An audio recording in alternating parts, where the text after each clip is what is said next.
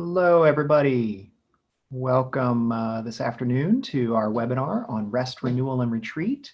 I'm Jason. I've got 12:58, and we're going to be starting in a few minutes. So just sit tight.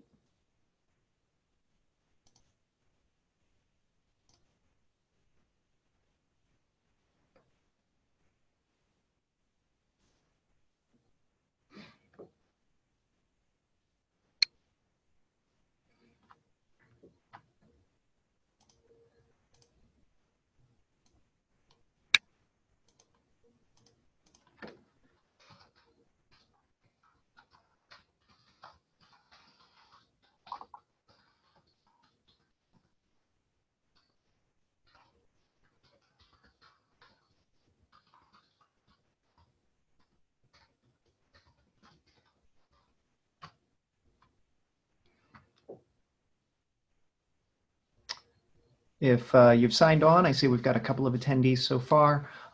Please check out your chat feature. It should be in your message bar, maybe with a bubble on it. And please go ahead and pick that out. We're going to be sharing some information over chat this afternoon. And we're going to be looking for some feedback from you. So when you open that up, you want to make sure to change the chat so that you're addressing all panelists and attendees.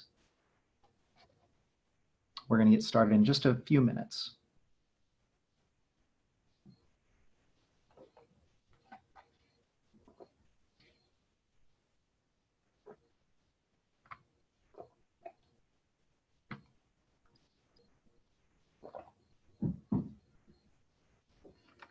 Hey, there's Frank. We got one response.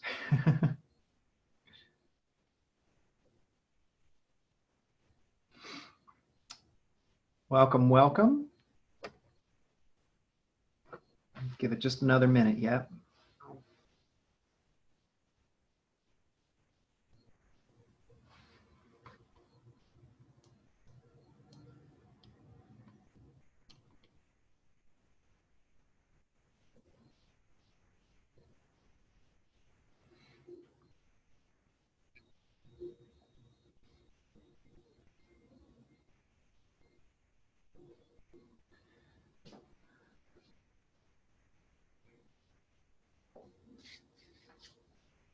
So I hope you're all enjoying this beautiful September afternoon. My name is Jason Mackey, and welcome to our Wednesday webinar on Rest, Renewal, and Retreat.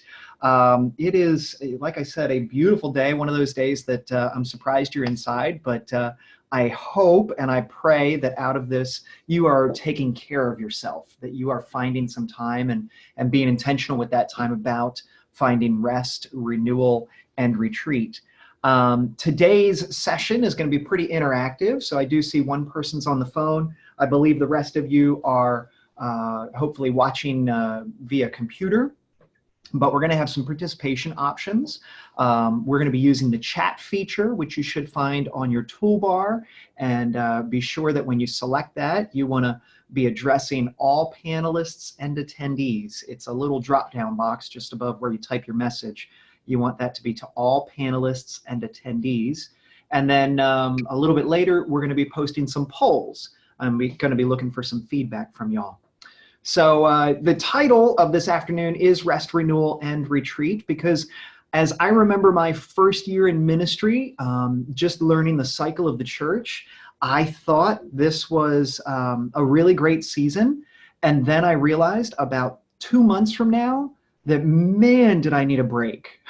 Did I need some time off, some time away from the pulpit? And I maybe could have planned that better if I had some heads up.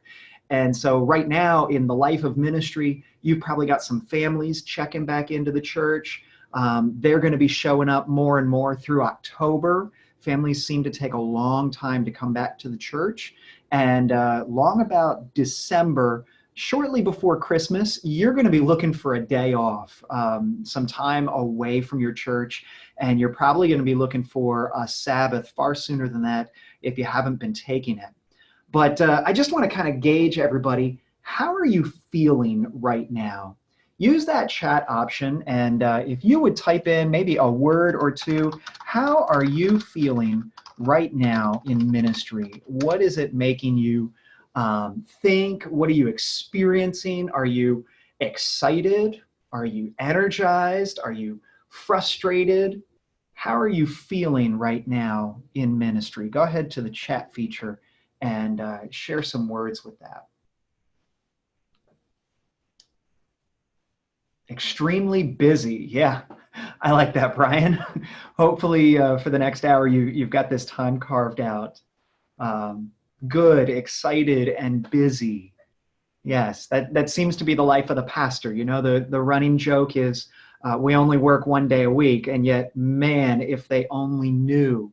Overwhelmed. Yes, there is no way that within the 24 hours that God gives us, we can do it all. Excited for opportunities that fall brings, absolutely. New ministries getting back together with schools and groups. Everybody seems to follow this season and cycle. Nathan's feeling frustrated. I get that. I totally get that. Perhaps there's something in your local setting that you feel frustrated over. At the same time, just being frustrated that we can't do it all. A lot of us got into ministry because we're doers, we're fixers. We want to be able to help people. And when we fall short of very high standards that we set for ourselves, it can be super frustrating. And we think that there ought to be something more. Unfortunately, this frustration and this overwhelmedness that we all start to experience this time of year, and brothers and sisters, it only gets worse the closer you get to Easter. This very easily can translate into burnout.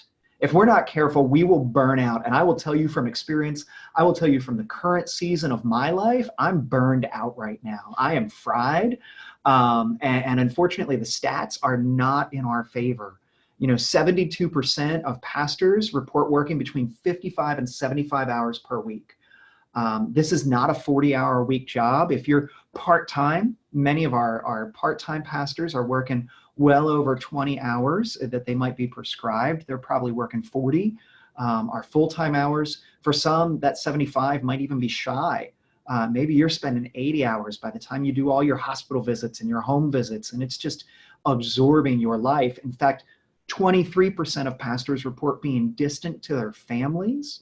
Man, my family nails me when I'm not there, when I'm not present at the table. We have a rule. I'm not allowed to bring my cell phone to the dinner table because that needs to be space for my family where we can retreat from ministry. We can rest from the madness of life. 65% of pastors report not taking enough vacation time with their families over the past 5 years. That's time you can't get back. I don't know about you. I've got 2 kids who are 8 and 13. They're only going to be 8 and 13 once.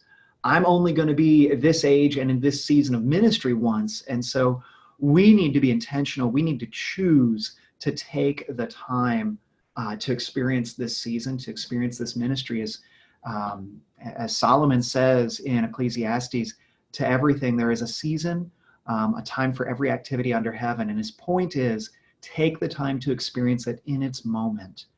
54% of pastors are right there with you, Nathan, feeling frustrated and overwhelmed. 35% of pastors battle depression or fear of inadequacy. And brothers and sisters, through our health benefits, if you have health benefits through the conference, we have an employee assistance program that will provide for you 8 sessions of counseling for free. That is 8 sessions of counseling per issue. So, hey, if you get through your 8 sessions, come up with another issue. You'll get another 8 sessions. But you got to call. It's on the back of the insurance card, and you can call in and get some counseling. It is available to you. I notice Jeff has posted a note about waiting for a liver transplant. Counseling would apply there too. So you could get some employee assistance program for that. Because 26% of us, the stats tell us, report being fatigued, not only just tired, but over fatigued. We are exhausted. We are to the point of breaking. And God never intended that for any of us. God's desire is that we would live in a cycle. We would live in a pace. You've probably preached this.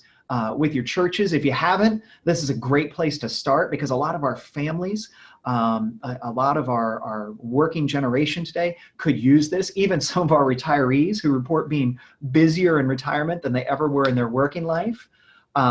We need to understand that there is a season of rest that needs to happen, because burnout leads to poor performance. It reduces our ability to be creative. It's exhausting.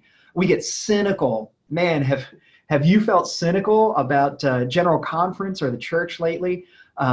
Maybe about your local church. It'd be great if it weren't for all the congregants, right? And yet that wouldn't be the church. It starts to manifest itself in physical symptoms with headaches and stomach aches. That stress, if we're not processing it well, if we're not using it as a motivator, it will be a destroyer in our lives. So how do we start to cope with this? Well, the first step is rest. We have to be intentional about rest. And God says in Deuteronomy 5, you've probably heard this passage before, observe the Sabbath day by keeping it holy as the Lord your God has commanded you. You have 6 days each week for your ordinary work, but the seventh day is a Sabbath day of rest dedicated to the Lord your God. On that day, no one in your household may do any work. This includes you, your sons and daughters, your male and female servants, your oxen and donkey and other livestock, and any foreigners living among you. All your male and female servants must rest as you do. And the point here is that everybody from the top of the food chain to the bottom of the food chain, everybody on the spectrum deserves a time of rest. That's intended. You need that rest time built into your life, because A, that's the way we're built. That's the way God had designed it. But B, the every 7 days, that acknowledgement that God is in charge, that God is going to provide, that God will take care of this holy economy, that God is the one doing ministry, not me. I don't know about you, but I'm a control freak. I tend to be the hero kind. I want to do it in my own power, but I learned real early in ministry, it ain't me that does it. It's God that does it through me. I'm just a tool, which, wow, that says so much. Walt Brueggemann, a great Old Testament scholar, he has this book out, Sabbath as Resistance, Saying No to the Culture of Now. He talks about this, and he says, the divine rest on the seventh day of creation has made clear that A, Yahweh is not a workaholic, right? Our God is not a workaholic. Our God knows boundaries. Our God knows what it is to put it down. That B, Yahweh is not anxious about the full functioning of creation. God's not stressed. God doesn't need creation to do this, that, and the other thing. God knows that it'll do it in its own good time. There is a pace and a rhythm built into this. And so rest is a good thing. In our society, and even in our comments here this afternoon, we've said we're busy, and sometimes we wear that as a badge of honor.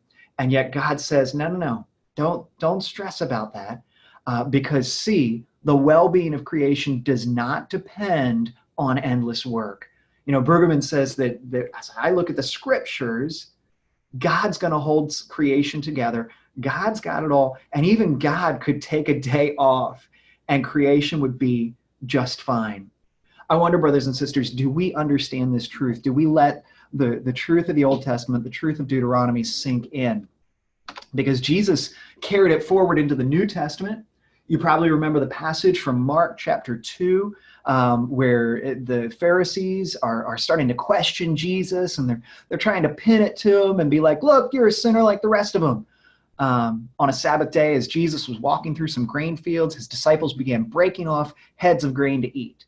And the Pharisees said to Jesus, look, why are they breaking the law by harvesting grain on the Sabbath? They had this very legalistic understanding of Sabbath, one that we push back against today, that it's not just a day. It's not about following a law, but rather it's meant to nourish us. And Jesus goes on in verse 27, he says, you guys don't understand what Sabbath is all about. The Sabbath was made to meet the needs of people, not people to meet the requirements of the Sabbath. Jesus is basically saying, this is a gift from God to you. Don't pass it up. And God is not just giving this gift to our churches. He's not just giving it to our people. He's giving it to us too as pastors. He's giving us a reason and understanding and a requirement that we can rest, that it's okay, that this was made for us to meet our needs. That's the whole point. You know, there's another book that I listened to this summer. It just came out, I believe, even this year. It's called Uncluttered.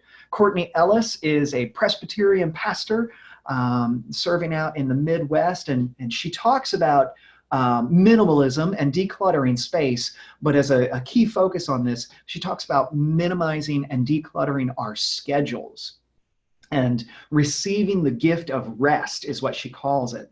And she says, we are called to work hard and faithfully and well, but we are not called to sacrifice ourselves on the altar of productivity and activity. How many times have we made sacrifices for the church? Have we made sacrifices for ministry for the sake of productivity? And we ultimately, at the end of the day, we sacrificed not only ourselves, but future productivity. In Andy Stanley's language, he says you have to choose to cheat. Who are you going to cheat? Are you going to cheat your family, or are you going to cheat the rest that God has given you? In COURTNEY's book, in Ellis's book, she talks about how when she started to really practice Sabbath on a weekly basis, they eliminated screen time. They eliminated all of the unnecessary fluff out of their rest, and they truly devoted this to a time of rest. They didn't do any work. It was a time of fun where her family, they could come together and truly celebrate and truly be. And she said it transformed their lives. They take their Sabbath on a Friday, and the kids come home from school, and it's just a wonderful time for them where they can encourage one another, and they look forward to it. And so I wonder, brothers and sisters, you know, we talk about Sabbath, and how many of us take a Sabbath? There should be a poll on your screen. When do you take your Sabbath? When in the week do you find is a good time? Some people, it's Monday. They want to take it right after Sunday because Sunday wore them out. Others, it's Friday because we need that prep as we're headed into the weekend. That's just a great time where it falls off. For others, you might fall somewhere in the middle of the week. Maybe Friday or Monday is not a good day. And for still others, nobody's willing to cough up to this one, but we don't even know what a Sabbath is. We haven't taken one in too long a time. So I'm seeing we've got all 6 respondents. Yeah, there's only 6 of us, but that's okay. 4 of us take Sabbath on Friday, and 3 of us take Sabbath on some other day of the week. And that's great. You know, your Sabbath can fall whenever it is convenient, whenever it's best in your schedule. I would encourage you, as you look at your schedule and you look at the natural rhythm of how your life works, plan your Sabbath on a day where you're not going to be tempted, you're not going to be distracted by the life of ministry. Because if you are constantly tempted to do something else on that day, if it falls on a day that for me, I couldn't do it Monday because all I would think about on Monday is the conversations I had the day before in church. For some people, they work the other way around. They can't take it on a Friday because all they're going to think about is the things that they have to do over the weekend and the sermon that they're prepping for on Sunday. I encourage you to find the time in your rhythm, in your schedule, where you can take a Sabbath rest without sacrificing, without questioning or tempting that time out of your schedule. So as we look forward then, what kind of rest, what kind of Sabbath do you have planned? Not only should we be having a weekly Sabbath, some time away, some time that's down, but you have some rest, you have some vacation time scheduled as part of your ministry. You may not realize it, but according to Form 6, full-time pastors receive 4 weeks of vacation per year. If you are in a half-time appointment, you get 2 weeks. If it's less than that or other than that, it is negotiated by appointment. But you get 4 weeks of vacation per year, and that includes Sundays. A lot of people don't realize that. According to the discipline, paragraph 350.2, you get 1 week of professional development. For me, that was a time that I would go down to Catalyst Conference in Atlanta. That's one of my favorites, or down to the Church Planters Conference in Florida, Exponential. Those are wonderful things, but it's a time away. Maybe it's a study day, whatever is good for you. You get a week of professional development, and one time per quadrennium, you get an entire month. So every 4 years, according to the same paragraph of the discipline, you get a month away that you can rest, that you can just be. And this is something that you would work out with your staff parish relations chair and also the district superintendent. And that SPRC, man, they are to be the people who have your back. Some people, we never open the discipline, but there's a powerful paragraph on there, and we need to understand that we have a team of people who is looking out for our good.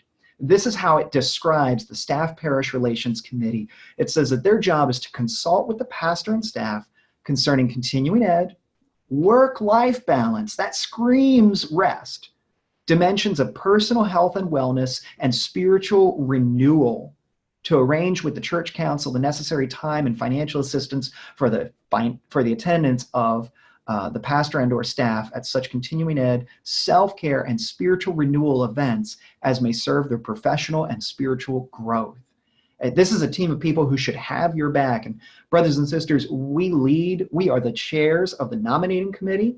And so if you have people on your SPRC who don't have your back, who don't have that understanding of rest, renewal, and retreat in mind, well, every 3 years you get to shuffle that deck. So I would encourage you, when it comes time to looking for leadership, maybe you want to pick somebody who understands what it is to identify Sabbath. So we've got this Sabbath. We've got it on a weekly basis, but there is a second component that we talk about, and that is renewal.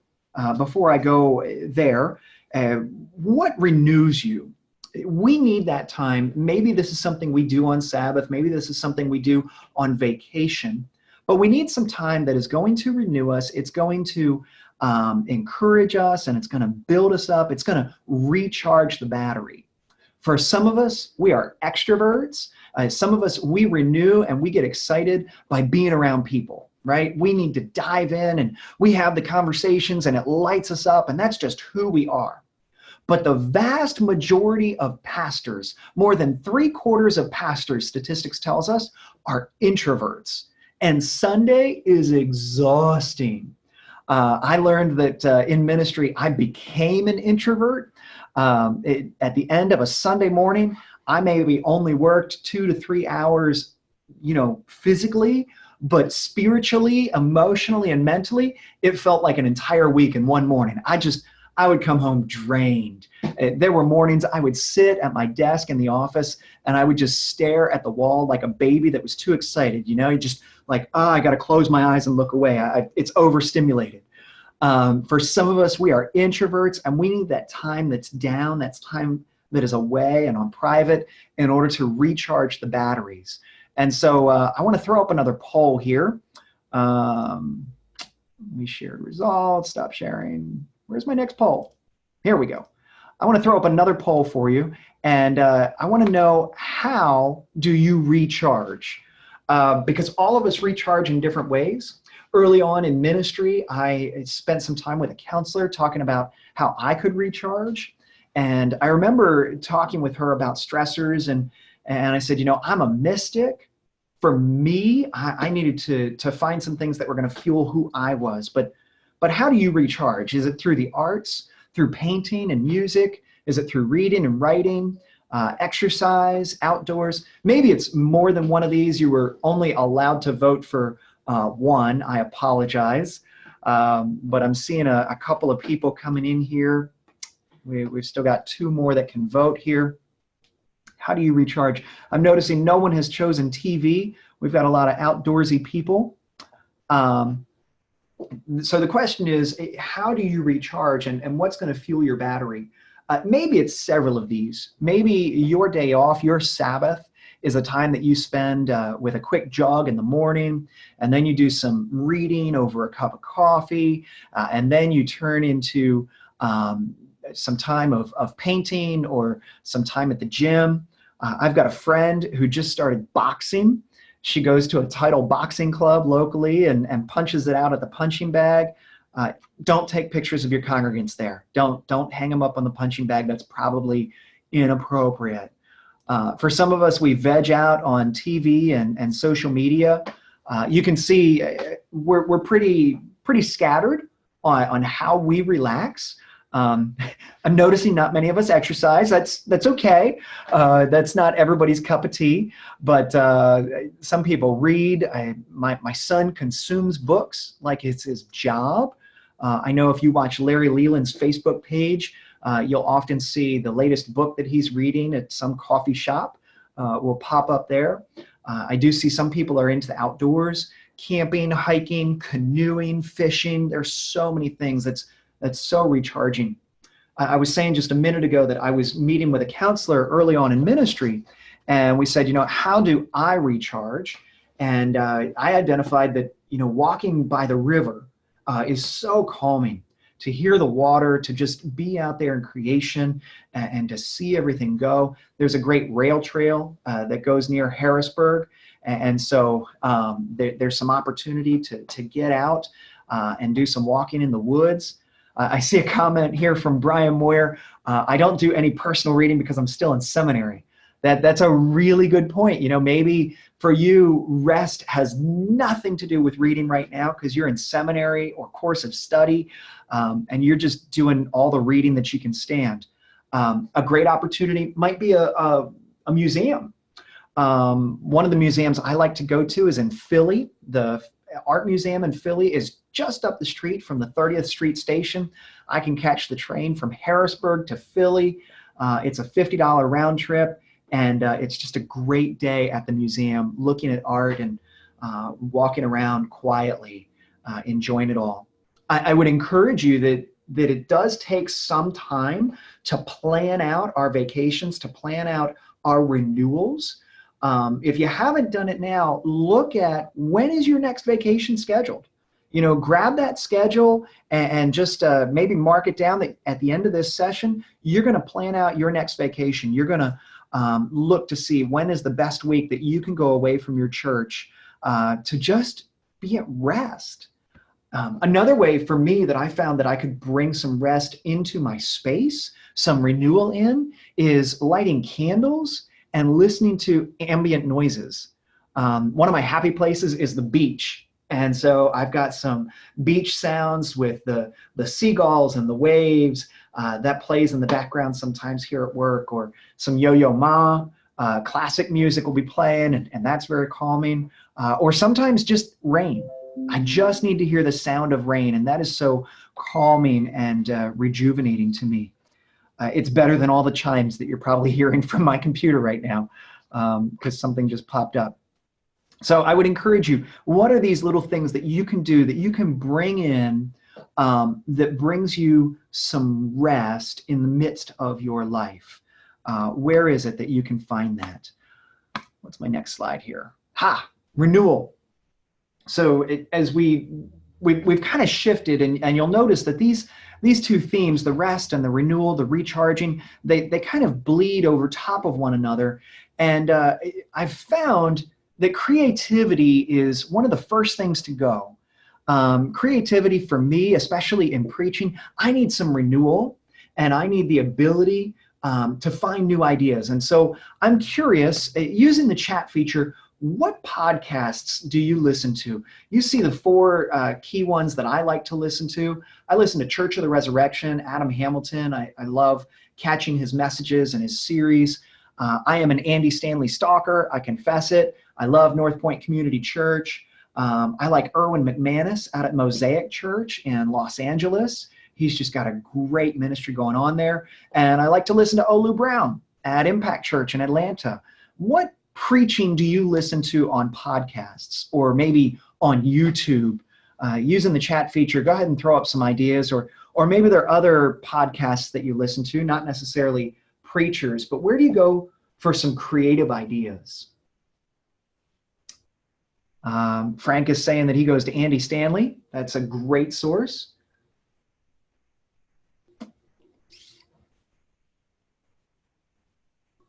Maybe there's not a lot of creative sources for you. Maybe you're here looking for them.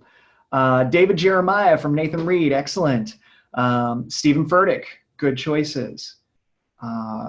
Michelle is going for Core, Leading Ideas, Providence Church, all great podcasts and definitely things that we should check out. Brian Moyer, I picked up a lot from seminary, especially in preaching class this semester. Definitely. You know, if you're in course of study or if you are in seminary, you know, just kind of tuck some of these things away in the back of your mind. You are already drinking from that fire hydrant. You're already receiving a steady stream of creative and new ideas. You're probably reading some of today's leading books. But when you get out of that, even for just one season, if you were to take a semester off, or, you know, when you graduate, you're going to find very quickly you need to learn to feed yourself. And that's one of the places that we're going to find renewal. And you're going to need to seek out renewal in preaching. You're also going to need to seek out renewal in leadership. I found some really great sources. Obviously, Andy Stanley, he's got some great leadership podcasts. Catalyst Conference, which was a conference driven by Andy Stanley and Exponential down in Florida, but also a great source for business leaders, Harvard Business Review. They've got a great 10, 15-minute podcast. It comes out weekly, and it talks about some kind of business leadership concept. I have found these to just give me a little jolt in the arm, some great ideas. I could listen to it while mowing the grass or maybe while I'm driving somewhere. It's a great podcast to check into. Also, one that I've started listening to lately is How I Built This. How I Built This tells the story of some great entrepreneurs. Y'all, we are entrepreneurs. That is ministry. We've got to come up with some creative, self-starter, business growing plans. That's what pastors do. And I found that How I Built This was an encourager for me to hear some great stories of how leaders face the early challenges of being entrepreneurs. I want to check into Brian's comment here. My wife and I used to attend Faith in Montoursville on the Saturday evening service. We could worship together.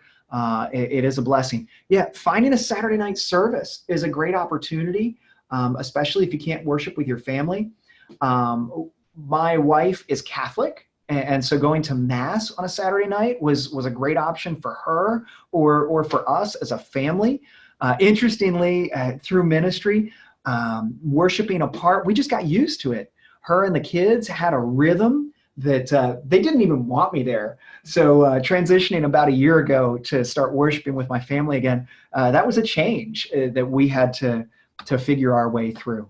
So continuing in renewal, sometimes we need renewal in ideas. There's some, again, more podcasts, probably some that you've listened to. TED Ed is a great place to go. You know, technology, engineering, and development, design rather.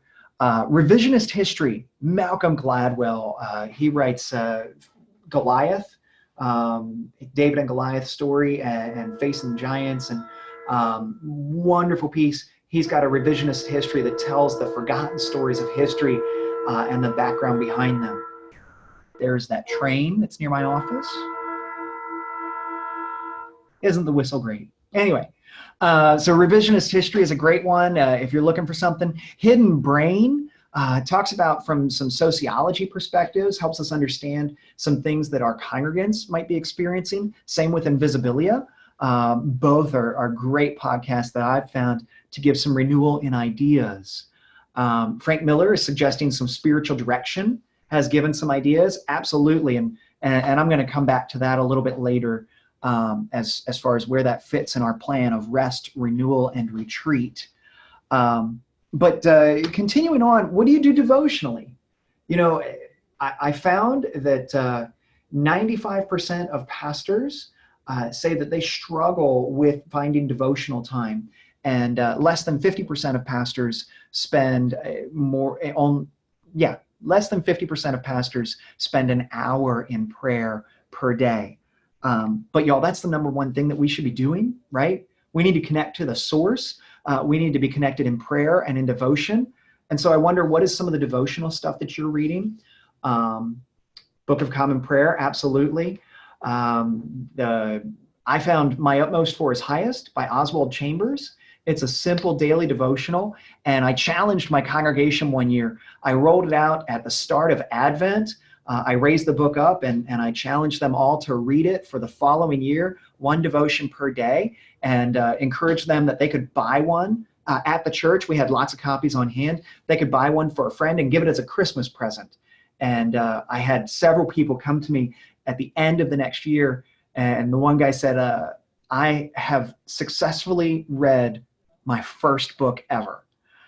This was the first book he had ever read cover to cover. That's a testament, and yet that's a reality, y'all. People are desperate for devotion, and sometimes that includes us. I found My Utmost for His Highest always has some great stuff. Also, a book on contemplative prayer by Thomas Merton. Merton really rewrote our understanding of prayer and spiritual engagement from a lay perspective. And his stuff is so deep, you're able to kind of chew on it for a while.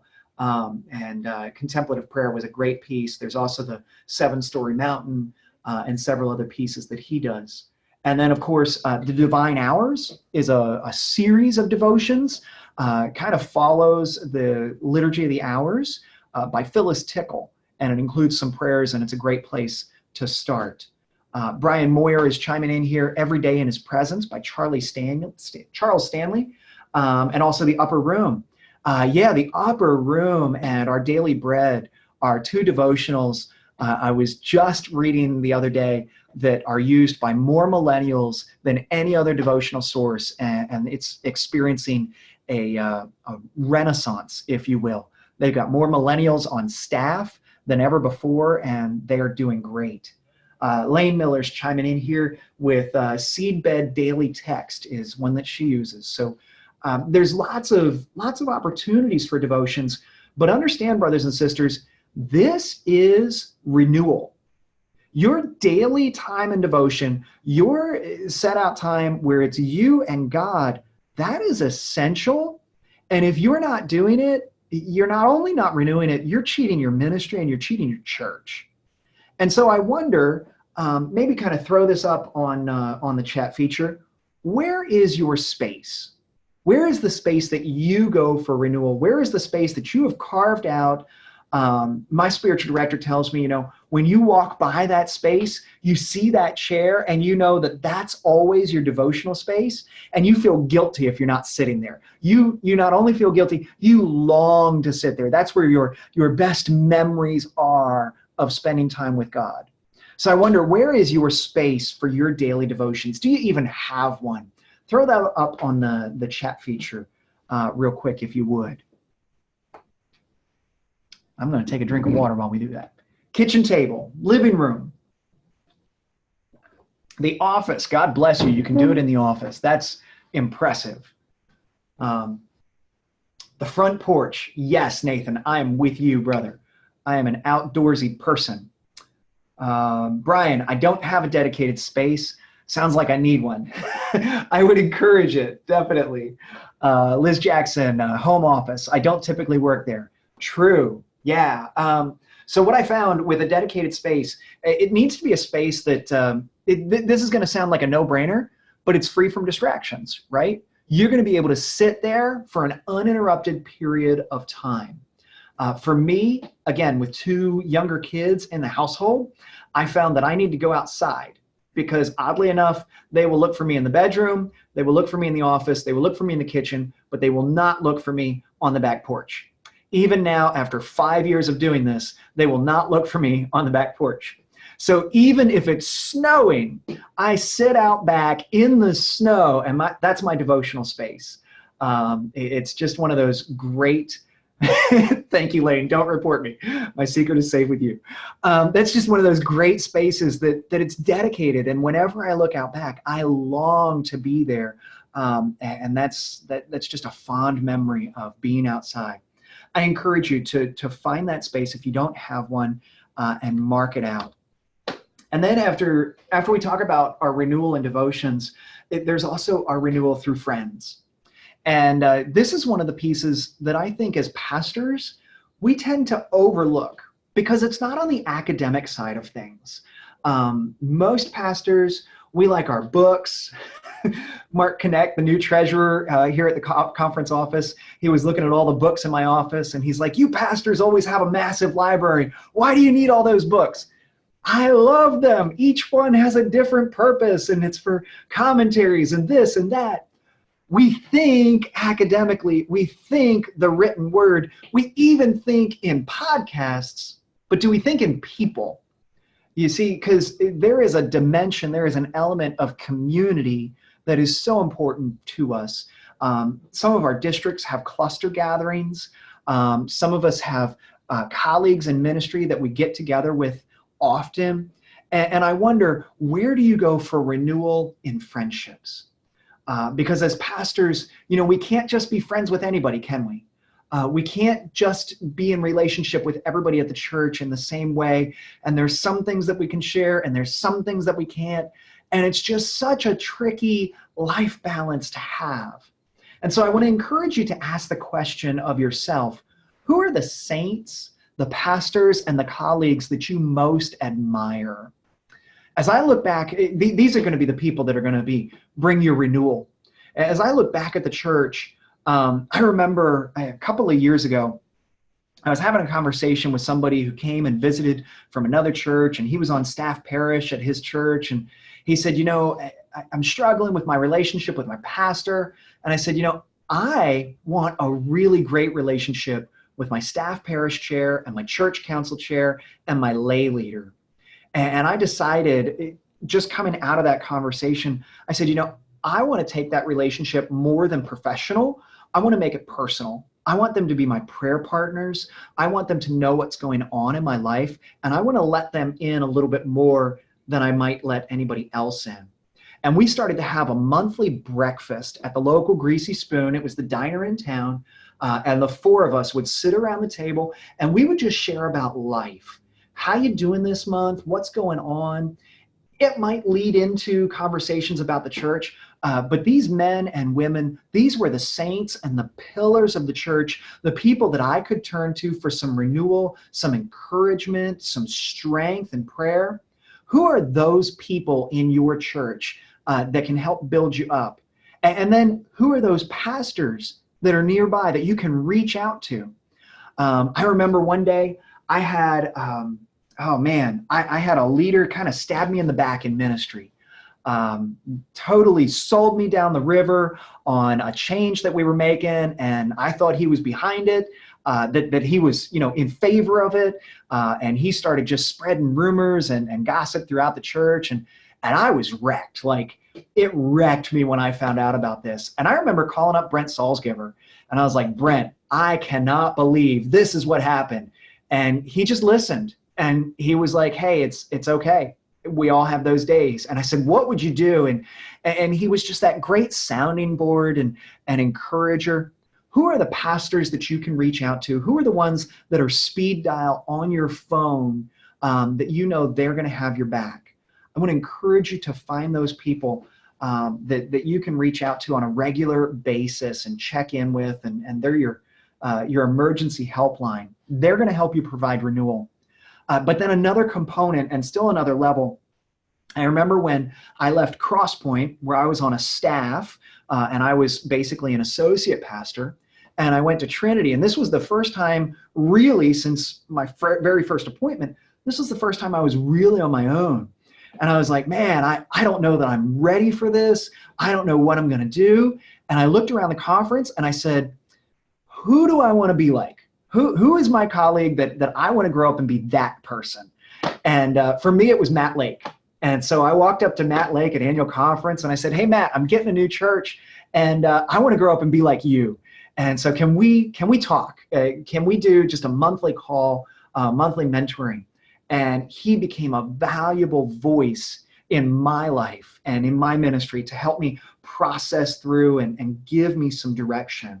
And so I want you to ask the question of yourself when it comes to renewal, because renewal is more than just time away. When it comes to renewal, who are the people in your life that you give permission to speak into your life and into your ministry? Now that's worded very, very importantly. Who do you give permission to speak into your life and into your ministry. Because we shouldn't just give anybody permission. Everybody's going to have a criticism of the pastor. Everybody's going to have their own critique on the latest change that you made to church. That doesn't mean that they have permission to force you to change it. But who are the people that you trust and you give permission to speak into your life from that perspective? Brian Moyer is throwing up there, my wife speaks into my blind spot. That's the tail end of his comment here. You are so right, brother. Our spouses and maybe our parents, the people that are closest to us, they see the things that we don't see. And it kind of hurts sometimes, like, don't give me the sermon feedback on Sunday morning, but maybe Sunday afternoon we can talk, right? Those are the people that are so important to us that we've given permission to. And to be honest, they're in our tribe. We know that they want the best for us. We know that we can trust them. This is where a spiritual director is going to come in. Maybe for you, maybe you don't have a lot of saints to choose from in your church. I don't know what that says about your church.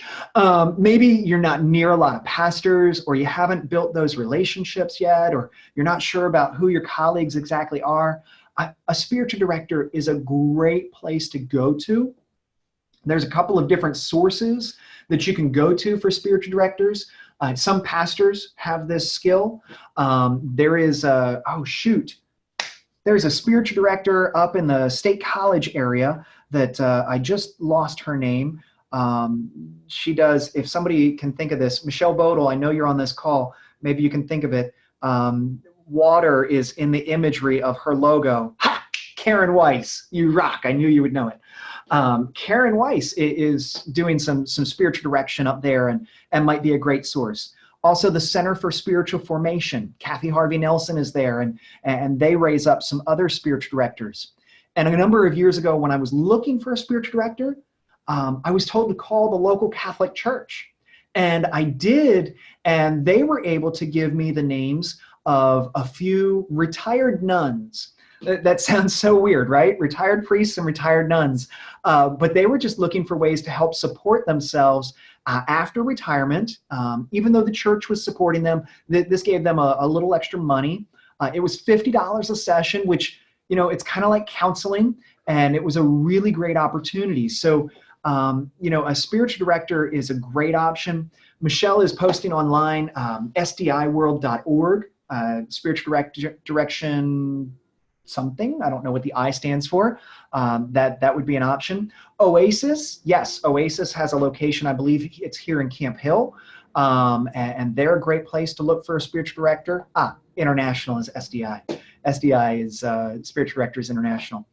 And Nathan is commenting, just started in September, haven't formed any relationships yet, but I still turn to my pastor and wife. Absolutely. Who's your home pastor? You know, who was the pastor when you received your call to ministry? Maybe who was your childhood pastor? My childhood pastor is Jody Link, and Jody is still a valued voice in my life. And when I got this role and when I was going through Boom, I called her up and I said, "Hey, Jody, what's going on? Help me understand this." So we don't always stop and think about it, but we do have these voices in our lives. We do have these people, and they're going to be essential to our renewal. So we've got this thing. We're going on here. We've got rest. We've got renewal. They both come in different ways. But then there's this third component, and that is retreat. There are retreat centers, but this is the time that we can go. Where do we go for the 10,000-foot view? A retreat is so important, and I wonder, do you have a retreat space? Do you have a place where you can get away? Maybe you do one day a month out of the office, right? It's a heads down, phone off, computer closed, just you and God and maybe your ministry plan or a big idea or a book. You know, maybe it's your time to get away with a book study. Or maybe you're just contemplating the future of your church or the future of your own ministry. When are those times where you step away and you get the 10,000-foot view? Because you see, we can so easily get caught in the weeds, caught in the busyness and the frantic nature of life in the church. There's always a fire burning. There's always one that needs to be put out. But when do we intentionally step away? Because I promise you, brothers and sisters, if you are not stepping away to take that 10,000-foot view, no one else is. No one else is taking the time because they're expecting that the pastor will do that, the pastor as leader. And so your retreat, it's also going to include components of rest and renewal, but it's going to be that time also to get the 10,000-foot view. You see, retreat has so many different components to it. Sometimes it's about resting spiritually and entering into the rhythm of prayer and worship and liturgy. Sometimes it's about planning and preparation. And so we have to ask ourselves, what kind of retreat do I need right now? Is this a once a month, help me get back on track, help me understand where we're at, evaluate where my church is right now? Is this a deep dive, yearly spiritual renewal? I just need a week in the woods. Or is this somewhere in between? It's okay to have any number of those. And I want to give you some options. I want to throw out some things here that you may or may not be aware of that are right around us. And as I go on, I want to encourage you to post to the chat maybe some renewal places that you go to. Where do you go on retreat when you're out and about? The first one is a conference. We have the Center for Spiritual Formation. It's down in the Carlisle area. It's got some really nice homey kind of camp feel to it inside. It also comes with some retreat program options if you're interested. It's a great place to start. But as a conference, we are nearby some other really important retreat centers. Mount Savior Monastery is a Benedictine monastery. It is just north of Williamsport. It's just over the PA state line in Pine City, New York. And Mount Savior, it's $55 a night. You get to eat with the monks. You enter into this beautiful sanctuary 7 times a day. They come for worship.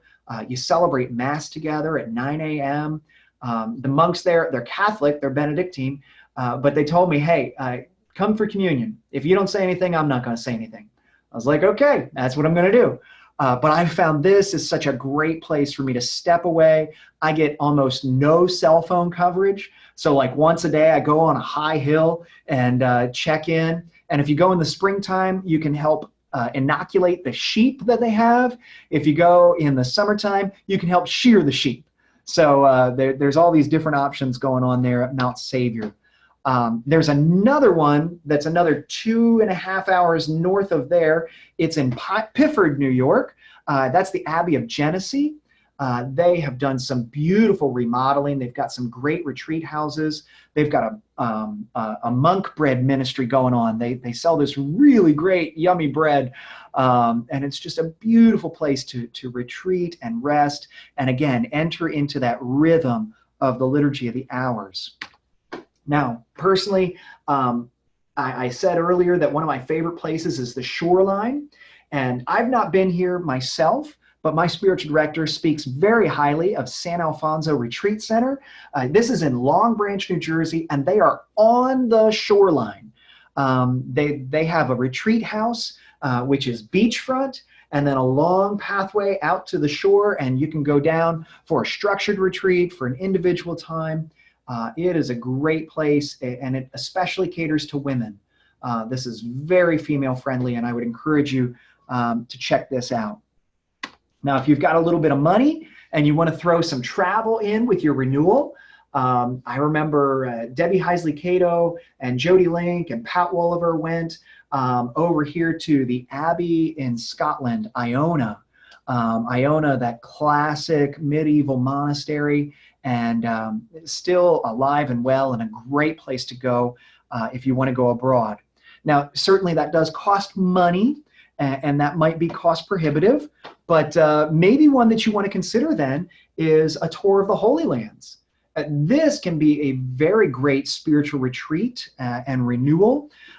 EO, Educational Opportunities, has a plan where if you get X number of people from your church to go, you can get a free trip to the Holy Lands. And so this past spring, I rolled this out to my church. It was spring before I left, so I guess I had rolled it out a year prior. And they all signed up. We had 25 people go, which was enough for me to get 5 trips to the Holy Lands. For every 5 people, I got a free trip. So you can share the discount with your group, or you can use the credits to go on your own. It does count as income, so put aside tax money, but it is a great way for you to go for free to the Holy Lands. And also EO, if you've never been as a recent graduate of seminary or course of study, there are Lilly grants. Lilly provides grants to EO, and they will pay for part of your trip to the Holy Lands. And so Frank, he's got a note here that he's going in November of 2020, and that is going to be such a great time. I want to encourage you to check that out. And you can mix that up with going to Jordan. I did that on my last trip. I would recommend against it personally. It was really cool to see them, but our trip to Jordan was just not one that I would ever repeat. Maybe it's because I got bed bugs. I don't know. I'm seeing that Michelle Bodel is pointing out Stony Point Retreat Center in New York, and threw a website up there for you. And also she's mentioning Wesley Forest, the Pastor's Cabin. That is correct. The Pastor's Cabin has now been renamed. It is Sojourner's Cabin.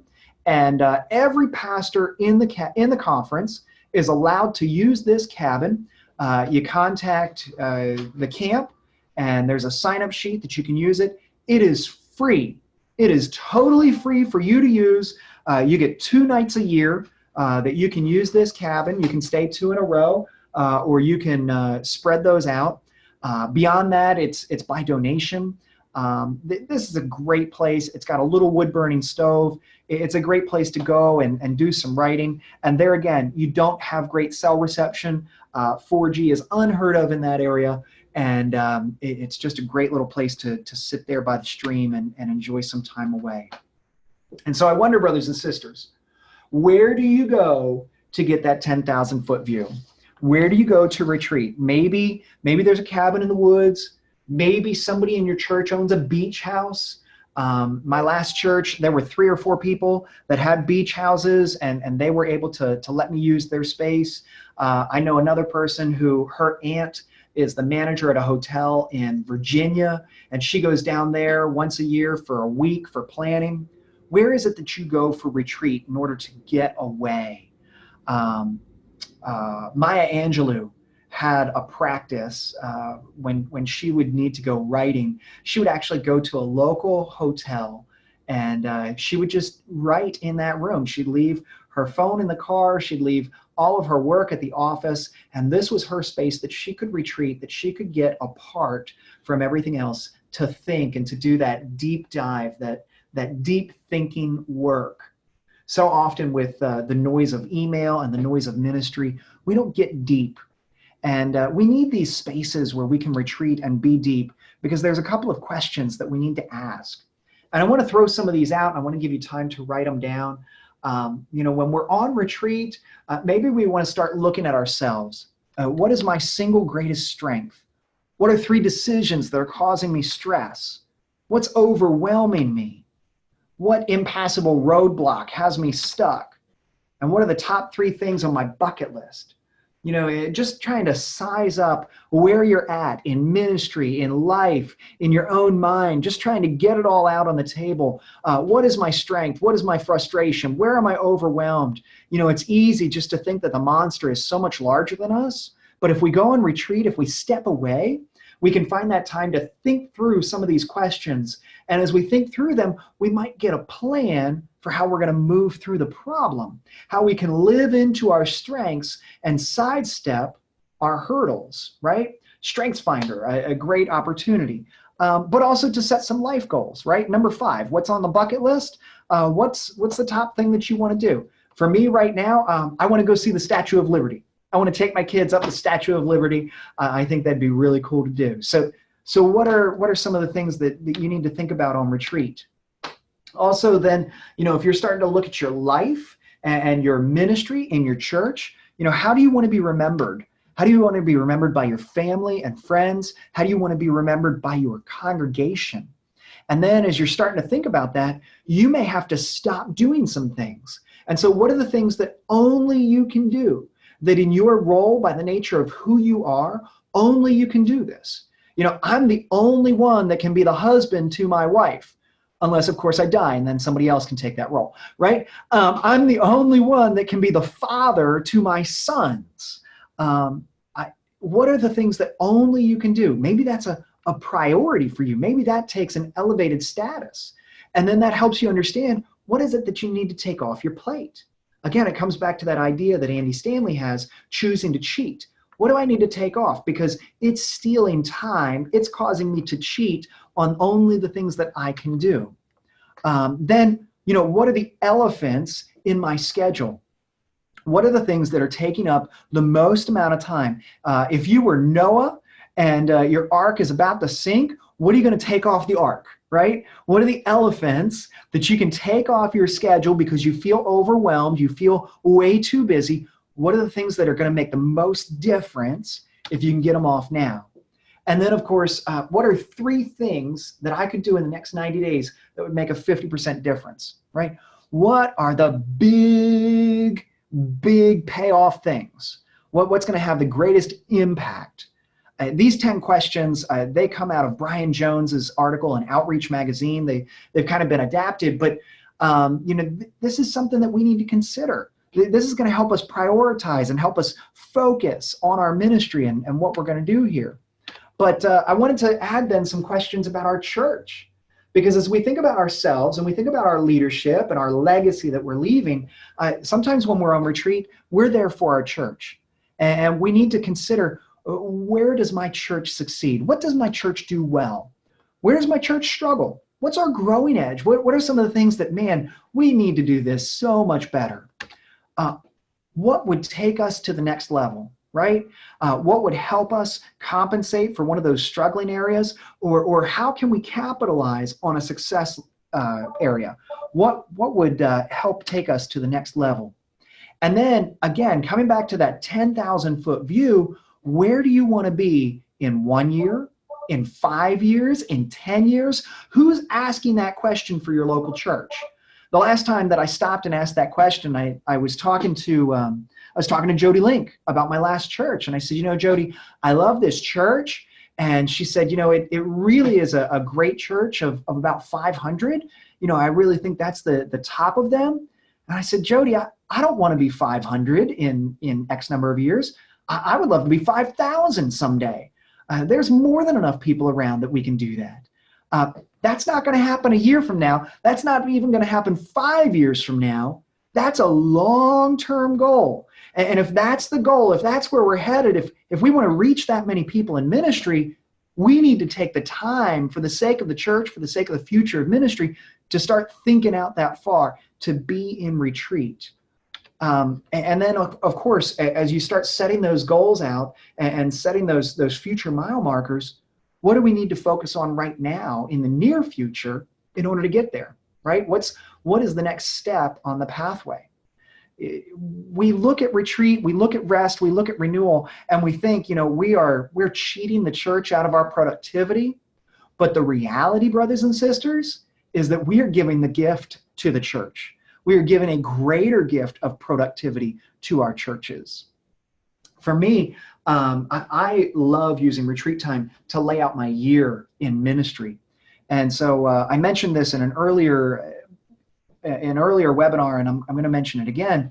I would have a rhythm that long about March or April, I would put some newsprint out in my church, and I would ask people, what do you want to talk about in the next year? What are the topics that you want to study in Scripture? What are the topics in everyday life that are important to you that you want to hear about?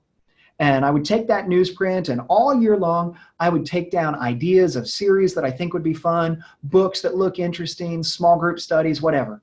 I'd gather all of that information up, and I'd go on retreat for 3 days.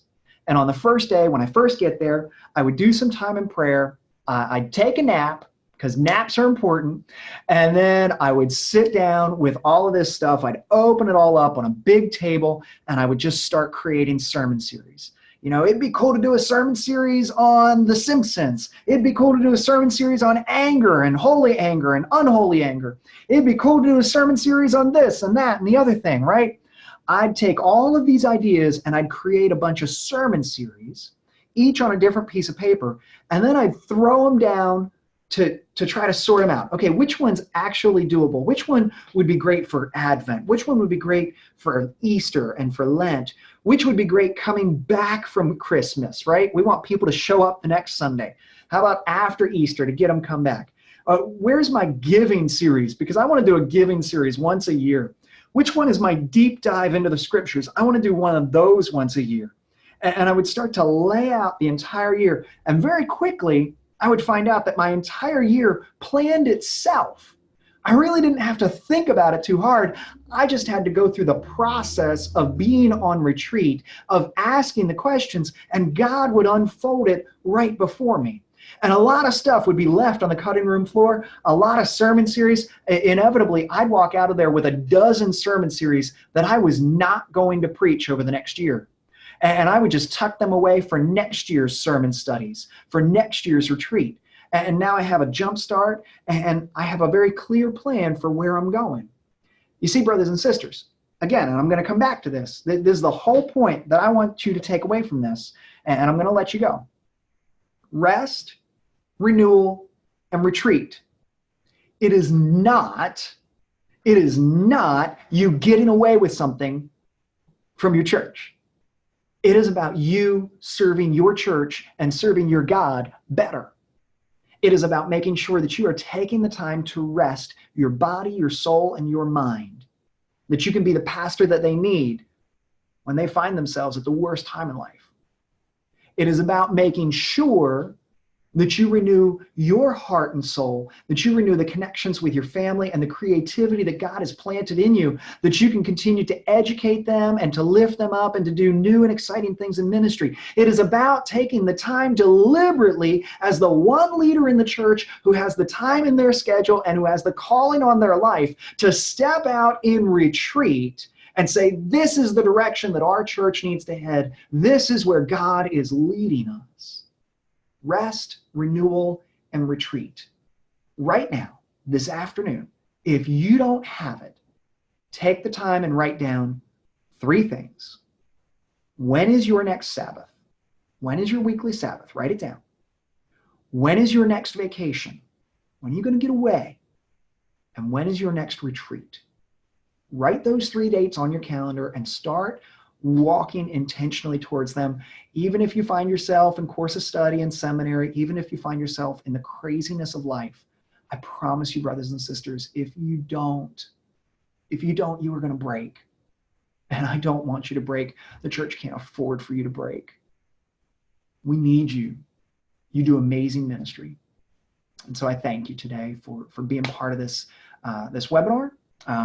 Part of this conversation. I thank you for your comments, and I want to throw it out real quick. I know I'm over time, but are there any questions that you have that I can answer for you real quick? Stop share. There we go. Are there any questions that I can answer for you?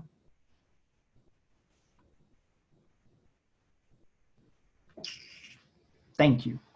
Well, thank you. If you have any questions for me, as always, please feel free to contact me. You can email me at jmackey@susumc.org. You can call me. Lane, she's asking about the 8 free sessions. Yes, 8 free sessions is EPA, EAP, Employee Assistance Program. And this is 8 free counseling sessions. With a licensed counselor, social worker, whatever. It's on the back of your insurance card. If you call United Behavioral Health, and I believe right there, let me look for my insurance card here. Yep, on the back of your insurance card, can you see? It's not in focus. It's one of those numbers. Look when it's in focus. Look at your own card. It says EAP, and you have an issue, call them up. They're going to give you a referral to a counselor. They're going to give you a list of counselors to choose from. They're going to give you a code to give when you get there, and the entire session is paid for, all 8 of them. And then when you run out of sessions, come up with a new issue and they'll pay for 8 more. So that is out there. Any other questions? Brian, I thought 350.2 quadrennial break was for ordained elders. Does it pertain to licensed local pastors? That's a great question. I would encourage you to ask that of your district superintendent. Our district superintendents and our cabinet understand that our licensed locals are so vital to the ministry of our church and to the way, the future of ministry. And I would suggest that that's at the prerogative of the DS as to how they interpret that paragraph. And so if you're looking for some time of renewal, check out with your district superintendent and see what they say. Do we have to take vacation for retreat? You get that week of professional development per year, right? You get 1 week as per the discipline. And so you can use that as retreat. For me, when I was going on retreat for the church, when it was my planning retreat, I was working. That was a working retreat, and that was not vacation time. That was not time off. I was clear with my SPRC, and they were supportive of it. Some of this is education and conversation with our church leaders to let them know exactly what we're doing and allow them to have that accountability with us. So I think it depends on what the retreat is for. If it's for spiritual renewal, you just need some downtime. I would suggest that that could be considered professional development. That could be considered vacation.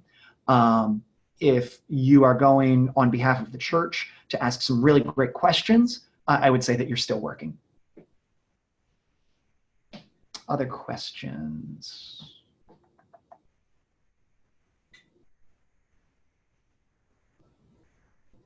Okay.